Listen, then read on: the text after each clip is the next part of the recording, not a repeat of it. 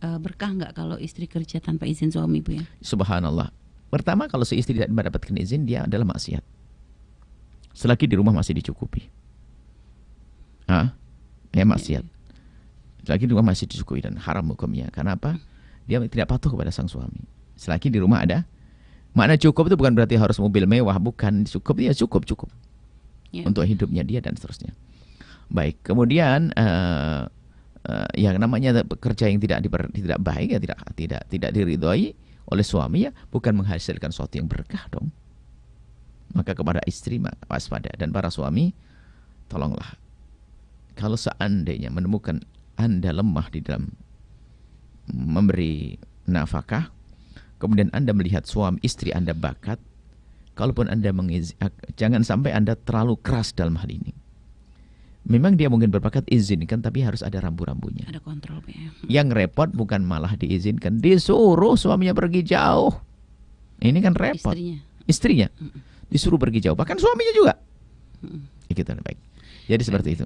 Bu ya, kalau seandainya misal begini, Bu ya, seorang istri biasa sebelum menikah dengan suami dengan gaya hidup yang wah gitu tuh, Bu ya. Lalu menikah dengan suami yang tidak bisa memenuhi gaya hidupnya sebelum menikah, Bu ya. Sehingga akhirnya suami istri ini ngotot untuk dia juga bisa berbisnis dengan tujuan supaya dia tidak banyak menuntut kepada suami untuk memenuhi gaya hidupnya yang seperti itu. Itu tidak dibenarkan. Dalam mazhab Imam Syafi'i itu adalah nafkah sesuai dengan kemampuan seorang suami. Gitu, Bu ya. Berbeda dengan mazhab Malik. Kalau seorang laki-laki menikah dengan anak ratu, dia harus menyesuaikan ekonominya istri. Jadi dalam madhab kita menyesuaikan dengan istri. Artinya seorang menyesuaikan suami. Artinya seorang istri di sini ya belajar menjalani hidup sesuai dengan kemampuan sang suami. Akan tapi perbedaan ulama ini memang kadang ya sesuai dengan karakter masing-masing ya. Tapi ingat, kalau seorang artinya dicoba dulu hidup dengan segala kesederhanaan, apa yang telah diberikan suami disyukuri. Sebetulnya keindahan kan bukan di balik tumpukan uang atau di balik rumah gedong dan atau mobil mewah ya. Sekarang belajari makna itu, memahami makna cinta, keindahan dan seterusnya ya.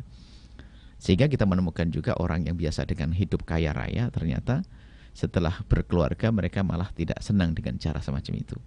Dia sangat senang dengan gaya suami yang sangat sederhana, karena dia mengerti begitu indahnya cinta. Seperti itu.